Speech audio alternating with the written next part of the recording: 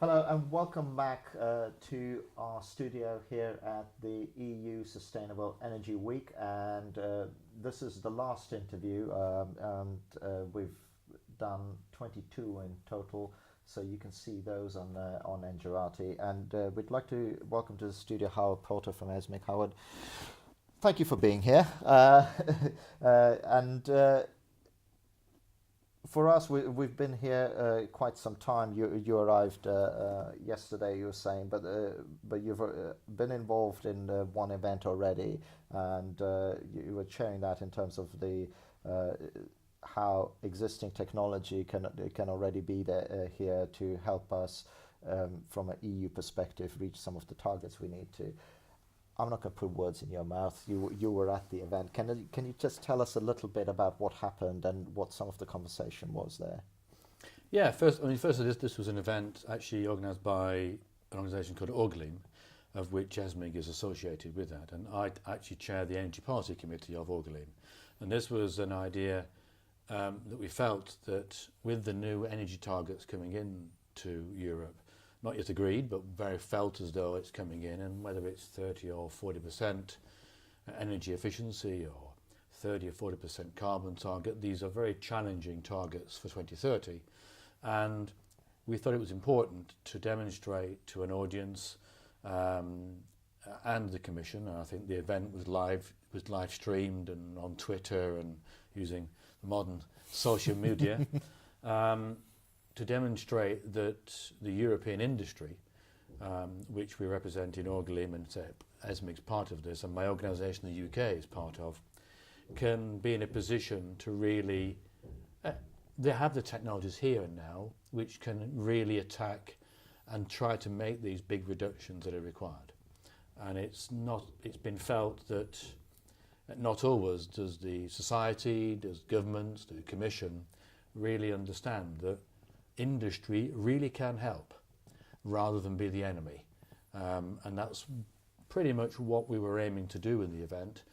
I think it was pretty successful in terms of really people going away and the Commission going away hopefully feeling that industry really is up for this, and maybe we can use the European industry as a partner to develop these methodologies that are required. Well, this is one of those things as well where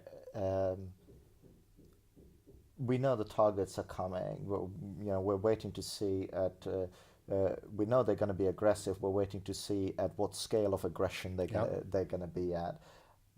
But I feel as well that there is no way they're going to be matched unless the industry is part of the conversation. So if we can sort of recapture maybe some of the conversations that happened at the event, I mean, what are some of the things that kind of bubbled up to the top? Well, I think the discussion with the lady from the Commission, Marie Donnelly, she talked about in her opening talk about the importance of new targets and to move forward in that general direction. We also together discussed what's termed as the trilemma that's facing Europe in terms of carbon emission reductions and the security of supply of energy into Europe, and making consumers' bills and businesses' bills affordable. So that's probably the core theme, that those challenges are coming at all member states in the Commission, in the EU and the Commission itself. The Commission will end up having to try to come up with some solutions for this. So we were through various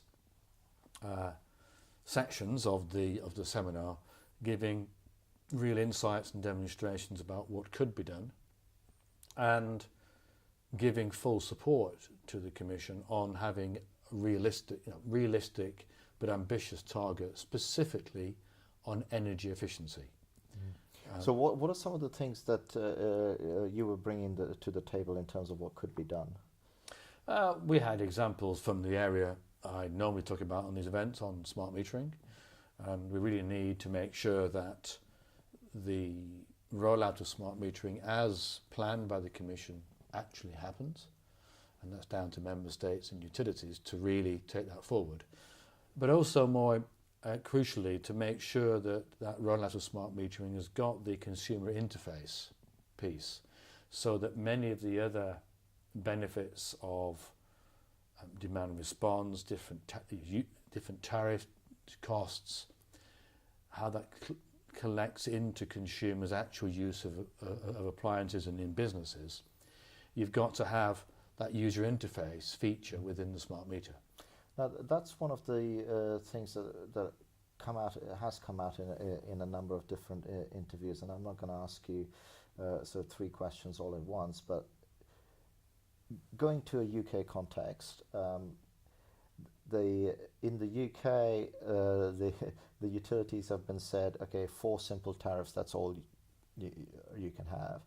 How does that go with what the industry is saying that we need, and this is not about cost-effective tariffs, this is more about variable tariffs, so that you can use variable tariffs to influence behavior, which seems like a very logical thing. Mm-hmm. We know it works in America when executed well. Yeah. I mean, and I know I'm talking about a very specific country, but it's an important, a big energy user.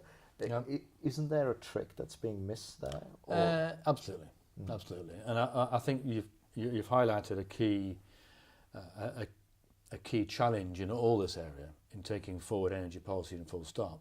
That in that specific UK example, the government's decision to rationalise the tariffs available was done for one political reason, and arguably a valid reason, that consumers were very confused about the up to 25 different tariffs available that they could look at and didn't understand how they were paying for the energy and on what basis.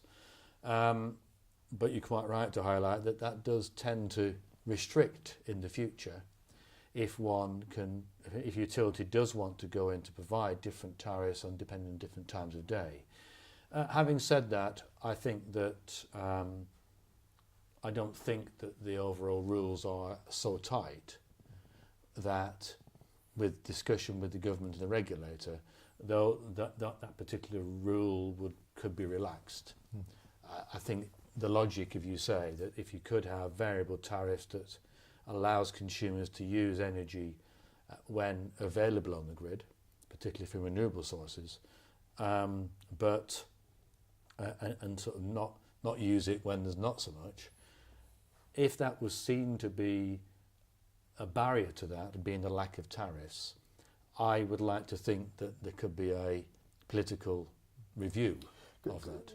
Because this is one of the things that again has been a narrative going through this, and we talk to Eurobat about energy storage and so on. But if you really drill down to it, this is all about balancing the grid. This is all about integrating as many generation sources as we possibly can, because we need to explore them all.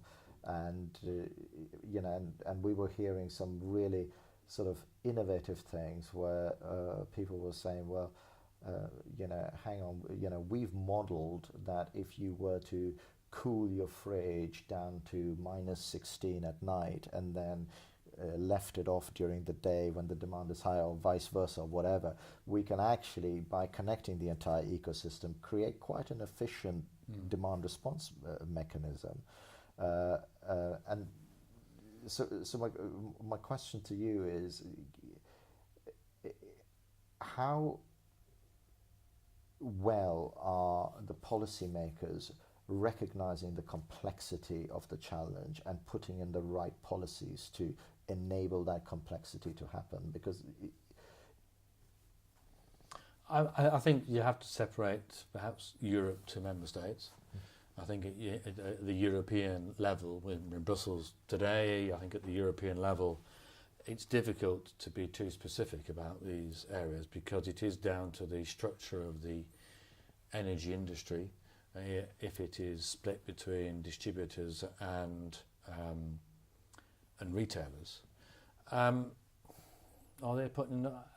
It is a complex area. Of course, more could be done. I think more incentives could be brought forward.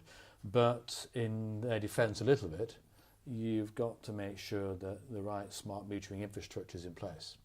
So there's little point in a member state government or the Brussels saying, well, we want demand response and time of use tariffs in 3 years' time, when there isn't sufficient smart metering infrastructure out there, which is why one always takes it back to, tell you what, let's make sure you've got the smart meters rolled out with the right functionality to deliver, to allow these things to happen, and only then can you start to introduce these extra functionalities.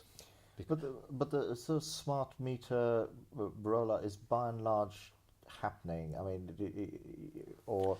again, can we go there a little bit, because again, you know, as you rightly said, you know, it's what you're talking about, and are we still starting on that? Because you know, you and I have met, it's like three times now, and every time it seems a bit like deja vu. Are we still there? Yes and no. I think the Commission issued a report last week, a big review, and there's an event tomorrow afternoon looking at this. And there is still a reluctance in a number of member states to really decide seriously to roll these technologies out. In one or two member states, the cost-benefit analyses that have been carried out have been seen to be negative. When I asked the question what they actually looked at and how they did it, we happen to believe that if you include the consumer benefits, you almost certainly cannot avoid coming up with a positive cost-benefit analysis. But in some member states, including Belgium, where we are today, they've carried out an assessment that it's not going to be cost-effective to roll out smart metering, and therefore it's a more voluntary or more limited rollout. So that's disappointing, clearly, because if one does want to bring in the sort of consumer benefits we've just been discussing, it is very difficult to achieve if you don't have that smart metering infrastructure. So is that again? Does that again go back to the structure of who is carrying the burden of putting out the smart meter? Because again, yeah, there are a lot of and it's very hard to generalize here. I know, Howard, because each member state has its own nuances. But you know, we had a gentleman in earlier from Flanders, and they're running a whole community project, and they say, like, you know, we're fine. We don't particularly need metering. What we need is balanced energy supply and things like that, and that is more of an issue. Yeah, I would argue it's assisted us greatly if you've got a nice, decent smart metering infrastructure that allows.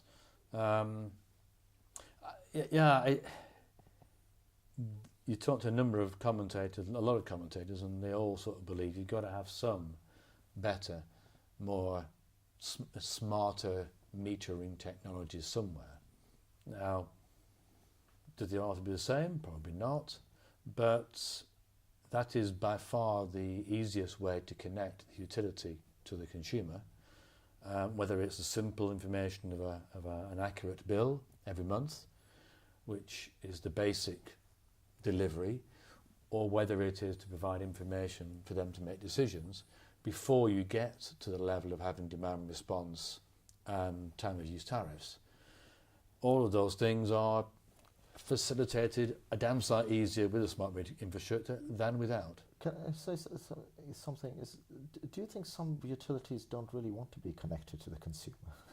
I suspect that's the case. And in many cases, in a number of member states, they are distribution companies, and historically they've been employed to distribute energy, as the name implies, and you know, haven't always had to have a great deal of relationships with the consumer, apart from sending a bill. So I think when you start off from that position, it is a challenge to be told that you've got to really engage with consumers, provide consumer benefits, maybe reduce the energy you're delivering, which is an interesting concept for some utilities. So I think it is a challenge in a number of areas. Some are definitely coming up to the gate, and I think they tend to be where there's a more retailer-led market. That tends to be easier, perhaps. I was going to come to that, because I'm sure you guys have sat down and looked at potentially the DNA of the regions where the smart meter isn't being deployed. And is there some sort of commonality? Is it what you just said just now? Is like actually in the retail markets, that's where that's where it's positive and we know it's going to happen. But here is what's missing from these other markets. I think probably there's an element of that, but the major thing is political will. If there's political will in a member state, it will happen. If there is not political will, and the government and regulators in different member states either don't get it, don't understand it, feel that it's inappropriate for the member state, then utilities aren't going to do it. So I think if there's political will, the politicians and the regulators can dictate the market conditions, can ensure with the industry that things are rolled out. So I would say the biggest feature is this can work in any market structure. There's differences, as I say, there are more challenges in some areas than other areas, but ultimately, if the right environment is and regulations, if the politicians aren't in favour of it, and I take the example in the UK, it was a political decision that was made that this is good for the UK. The cost-benefit analyses have helped, and just very recently there was a National Audit Office review of the whole programme, and they came up, yes, the case is still very, very positive. The benefits were slightly reduced only because the timescales have been squashed. So again, once there's political will and they can buy in with the utilities and the manufacturing industry to work together, it can work. But without that will, it's very difficult. And that's where the key lies. So we're coming to the end of our time here, and if I can circle back round to the event you were at this morning, and give you a completely different job for a second, that of a roving reporter, what were the other sort of highlights that came out of that event? Well, I think interestingly, there was a voting system to see which of 5 areas to look at. Oh, that must have been interesting. Which was interesting. Yeah. So people came up and gave 5 2-minute pieces about the area they were interested in, and then the audience voted. Very interesting. It's instantaneous voting, and what came out the highest was not what we thought. Right. So we came out, the most popular was looking at smart grids, which was interesting. I mean, we think it's interesting, but we weren't entirely sure everyone in the room would be. So that was given the greatest amount of thing. And it was really discussed before, how we integrate renewables, how we integrate metering. Big issue there. The second one was energy efficiency of industry, which again was a surprise, but really looking at all the energy efficiency benefits for households are equally beneficial within an industrial context, for industrial processes, commercial buildings. So that was very interesting. That was seen as important. And then this piece about engaging consumers was also chosen.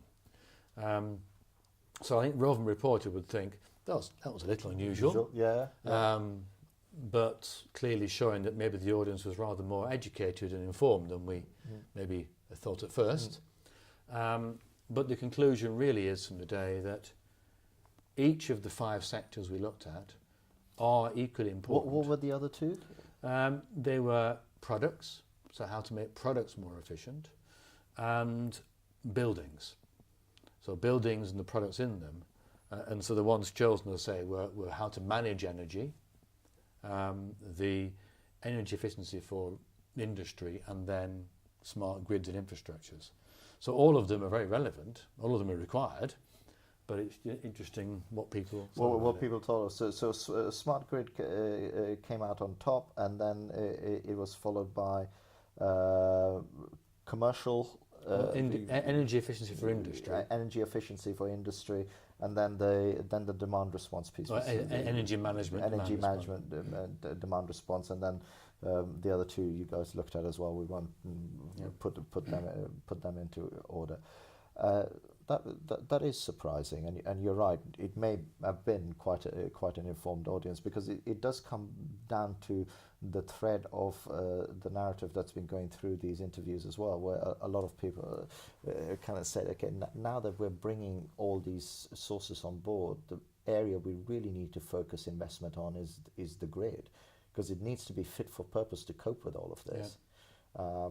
So if I were to give you the sort of last word, do you think that really is the next challenge? I mean, the smart meter will play a part in that grid, but is that maybe also a little bit why maybe people are shifting and saying, and things are always of the moment, but there's this ever-growing realization. I mean, when I first started covering things 2 years ago, everybody was talking about smart meter, and T&D was kind of like, oh, that's boring. But suddenly that's kind of become exciting again, hasn't it, in a way? I think so. I often say that probably the smart grid debate is a good 5 years behind the smart metering debate. In recent, maybe last year or two, it's risen up into more excitement, more importance. I think the difficulty really is defining what one understands by smarter grids. It's perhaps not always in the higher voltage areas. It tends to be in the medium to low voltage areas where you need smarter equipment and more communications. I think that it is shifting more into that area. And ultimately, the big challenge in that area, as it is with many other areas, is how do you finance it? And I think that comes all the way back to the consumers. We are looking at a situation where if we are to meet the trilemma of challenges, the third one, energy costs, has to be kept under wraps, but there's going to be the challenge, how do you pay for the infrastructure that meets the first two requirements without massively increasing energy costs for consumers and society? And that, to be honest, is the big challenge, because it is absolutely essential that there is grid infrastructure upgrades. Somebody has to pay for it. And it always comes down to that question. And Howard, all I can say is you've done a brilliant job as our roving reporter. It's great to hear what came out of that event, and I'm afraid that's all we've got time for. Thank you very much for watching, and I hope you enjoy the whole series of interviews we've done here at the EU Sustainable Energy Week. We've met a lot of interesting people. We've made a lot of great contacts. So there's a whole flood of content coming into Engerati, not just also the promotion that we've been getting through the EU as well. So we hope you enjoyed this, and we look forward to seeing you again. And I hate to say it, albeit virtually. Thank you.